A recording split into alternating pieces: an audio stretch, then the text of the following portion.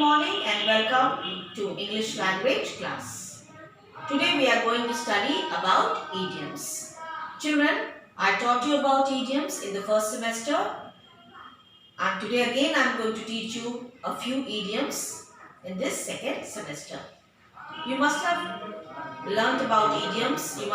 By now you must have learned what idioms are. But let me recap it once again for you. Idioms are short sayings in conversational English which carry a figurative meaning. This means the actual meaning is different from the literal meaning. An idiom has to be understood by going beyond the words that compose it. So I have written a few idioms here on the board. I am going to read it out for you, explain you the meaning and also show you a few examples how they are used in sentences. So please pay attention on the whiteboard as I teach you. Number one, come rain or shine, which means no matter what happens. Now let's see how they are used in sentences. We need to exercise to stay fit, come rain or shine. The second example, John has promised to come and see me again next week, come rain or shine. Whatever happens, no matter what happens, he is surely going to come and meet me because he has promised. The next idiom, that is number two, a hard nut to crack, which means a problem or a person who is difficult to deal with. Now let's look at these examples. The police found the murder case a hard nut to crack. And now the second example, she is such a hard nut to crack. Number three, to hold your horses, which means to wait patiently. Now let's have a look at these examples.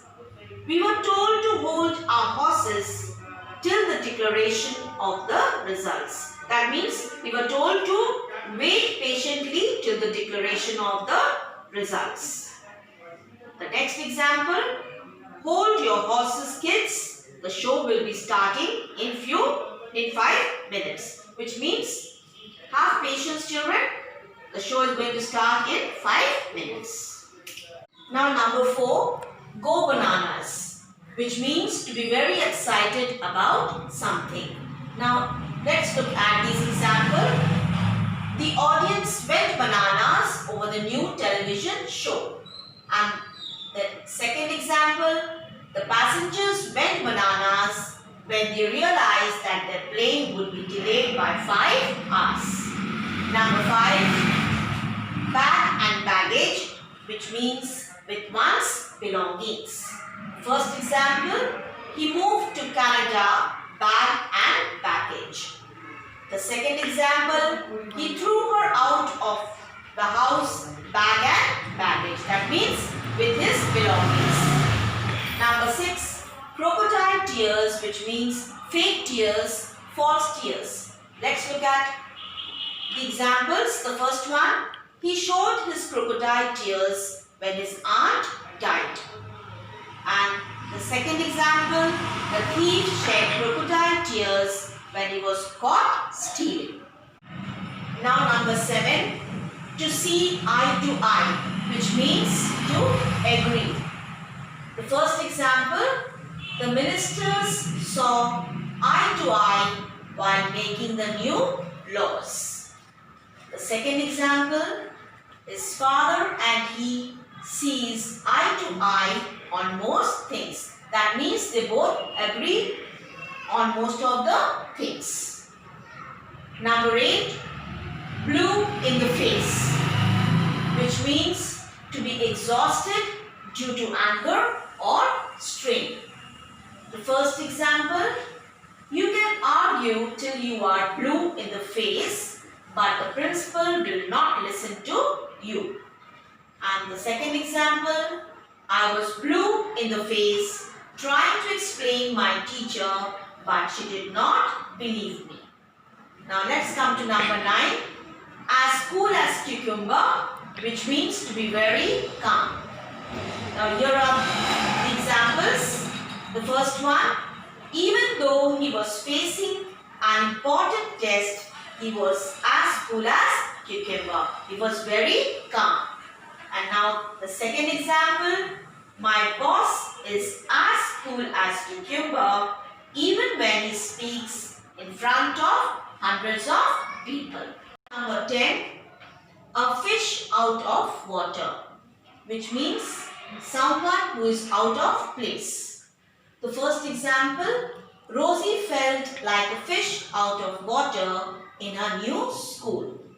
The second example, our new teacher looked like a fish in the water when she entered the class. When you are new to a place, you feel very false, isn't it? That means a fish out of, that means you feel out of place.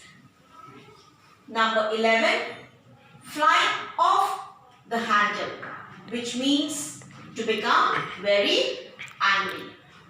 The first example, the teacher flew off the handle when she discovered that someone had disobeyed her. That means the teacher was very angry when she came to know that someone had disobeyed her.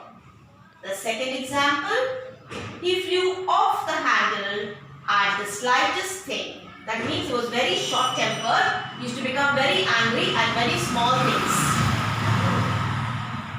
Number 12, this is the last idiom. A feather in the cap, which means an achievement to be proud of. Let's look at these examples. The first one, it was a feather in the cap for the team on winning the state tournament. And the second example, he will have one more feather in his cap after he has finished the last assignment. I hope you have understood, children, all these idioms, their meanings, and please go through this tutorial 3 times, okay? Now let's turn to page number 111, exercise A. Find out the meanings of the following idioms and use them in sentences of your own. I have written the meanings of these idioms for you, children. Please pay attention as I read it out for you, and you can make sentences with these idioms in your rough notebook later on.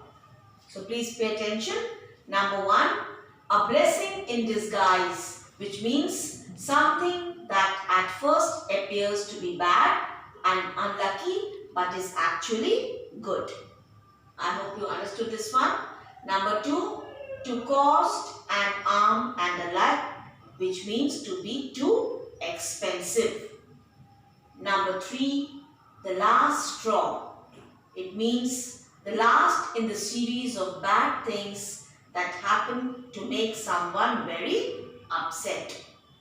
Number 4, to miss the boat, which means fail to take an advantage of an opportunity.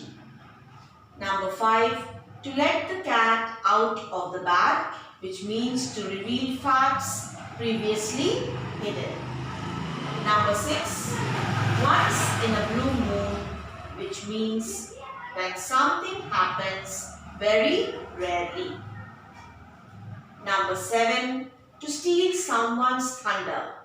It means to prevent someone from having success. Number 8, a taste of one's own medicine, which means someone should have the same unpleasant experience. And number 9 now, to cut a long story short, which means to explain in few words. And now the last one, that is number 10, to hit the sack, which means to go to bed. I hope it's clear, children. Go through this video 2 to 3 times and go through the idioms and its meaning, and please make sentences with these idioms in your rough notebook. That's all for today. Thank you and have a nice time.